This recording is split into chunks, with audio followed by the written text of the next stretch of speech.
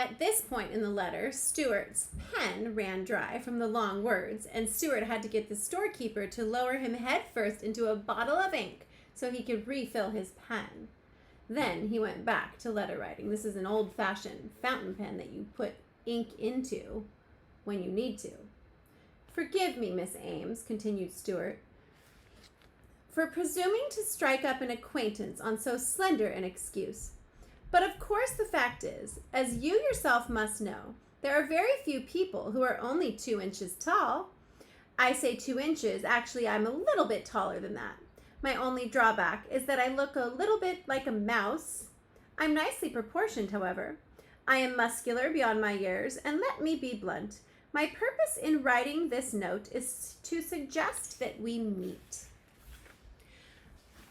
I realize that your parents may object to the suddenness of my proposal as well as to my mouse-like appearance, so I think it is probably better if you just don't mention the matter to them.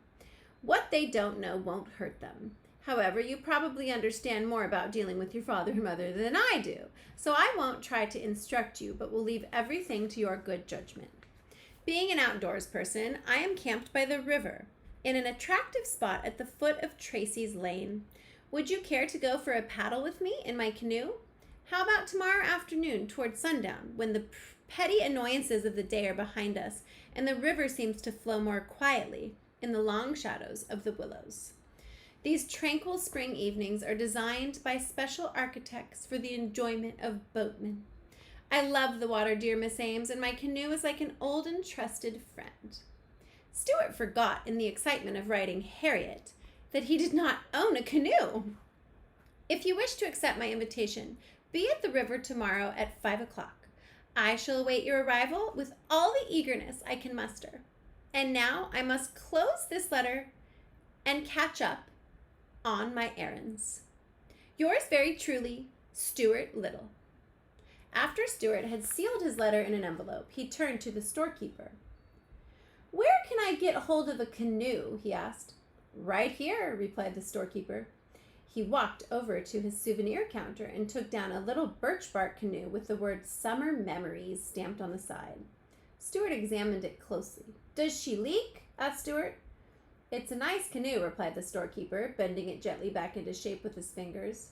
"It will cost you 75 cents plus a penny tax."